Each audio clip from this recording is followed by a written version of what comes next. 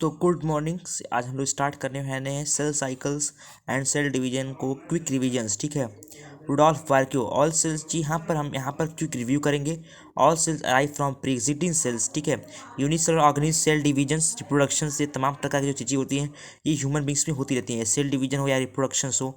उसके बाद पढ़ते हैं सेल साइकिल्स, आखिर सेल साइकिल होता क्यों है। ठीक है। डीएनए की डुप्लीकेशन के लिए, या फिर सेल कंस्टिट्यूट या double and eventually divide together daughter cell. ठीक है। इनके लिए होता है। बेसिक फीचर्स क्या है, कोऑर्डिनेटेड इवेंट और अंडर जेनेटिक कंट्रोल है, या फिर अंडर जेनेटिक जो कंट्रोल है वो कंट्रोल जब लॉसेस होती है आपकी जेनेटिक से तो क्या होता है, इसमें कैंसर्स की संभावनाएं बन जाती है। ठीक है। Depend on type of cell, तो यहाँ पर कई प्रकार की सेल हैं। Cycles of growth and division allow single to form structure consisting million cells. ठीक है। Cycles of growth division allow करता है single to form structure consisting cells पे। तो नेक्स्ट पेज पे चलते हैं। ठीक है। Basic of cell cycle, cell cycle के बेसिकली 4 फेजेस होते हैं, M phase, G1 phase, S phase और G2 फेज। ठीक है। चलिए बात करते हैं G1 फेज क्या होता है। Gap between M phase and S phase is known as G1 phase. ठीक है। और उसके बाद जब बात करते हैं यस फेज को बोलते हैं सिंथेसिस डीएनए डबल या सिंथेसिस फेज भी बोलते हैं इसे। ठीक है। इसके बाद gap between S phase and M phase is known as G2 phase. और एम फेज का फुल फॉर्म होता है एम का माइटोटिस। अब ह्यूमन सेल्स में क्या होती है कि अब इनके जो सेल डिवीज़न होते हैं ये 4 फेजेस तो होते ही हैं। अब इनके आगे पढ़ेंगे किस मतलब कितने टाइम टेकिंग में कौन सा फेज कितना टाइम टेकिंग करता है ये पढ़ने वाले आगे। ठीक है। इंटरफेस किसे बोलते हैं, G1 phase, S phase, G2 phase को मिलाकर बनता है मेरा इंटरफेस। और ये तमाम प्रकार की जो फेजेस है इंटरफेज में आने वाली ये रेस्टिंग फेज भी इन्हें लोग बोलते हैं। ठीक है। आगे चलते हैं।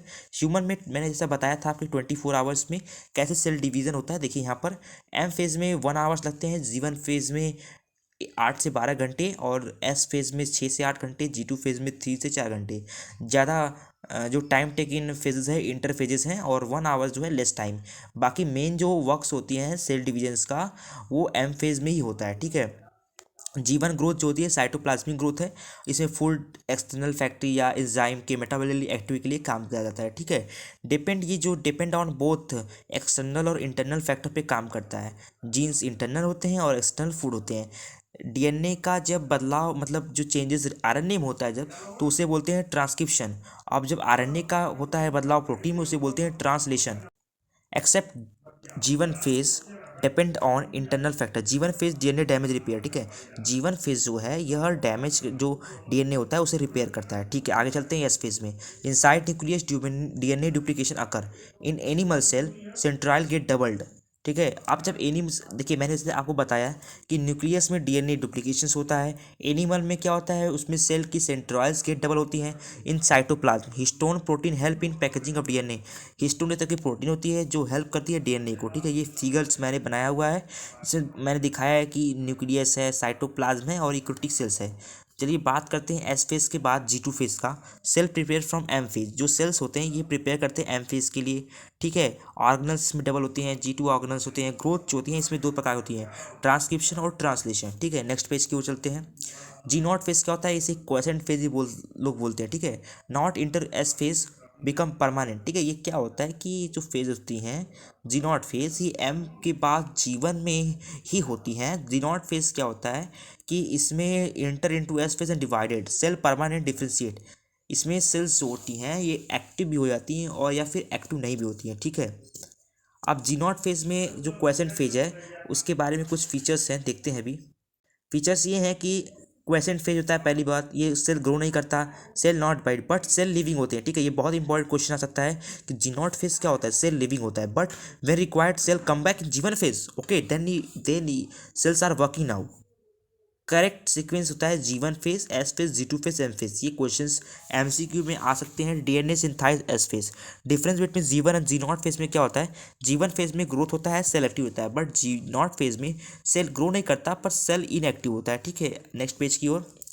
Polarity and amount of DNA, एक तरह का मैंने फिगर्स बनाया हुआ है जैसे अमाउंट ऑफ क्रोमोजोम कैसे बढ़ता रहता है। ठीक है। देखिए यहाँ पर क्या है कि G1 फेज में क्रोमोजोम 2C है तो G2 में 4C हो जाता है।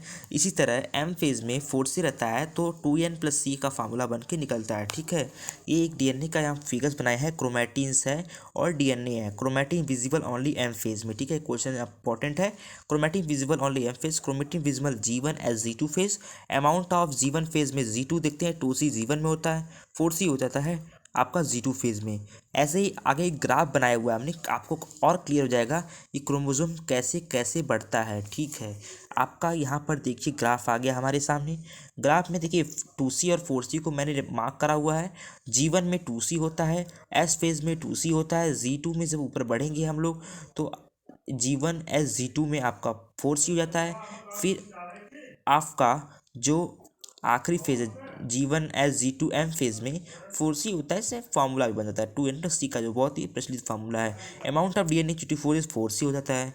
यहाँ पर एक फिगर मैंने बनाया हुआ है, इस सेंट्रोमियर से इसे अटैच करा गया है, क्रोमैटिड है, सिस्टर क्रोमैटिड बेसिकली है। और देखिए होमोलोगस पे आते हैं, एन मतलब होता है हैप्लोइड और जब 2n होता है तो diploid. G1 to D2 no change in chromosome but change in chromatid amount of DNA double, amount of double. ठीक है, 2n=4C, तो n=4C है। ठीक है, ओके। एम फेज के कुछ हैं, एम फेज को लोग बोलते हैं मोस्ट ड्रामेटिक फेज है, एनसीईआरटी की लाइन सभी मैंने लिख ली है।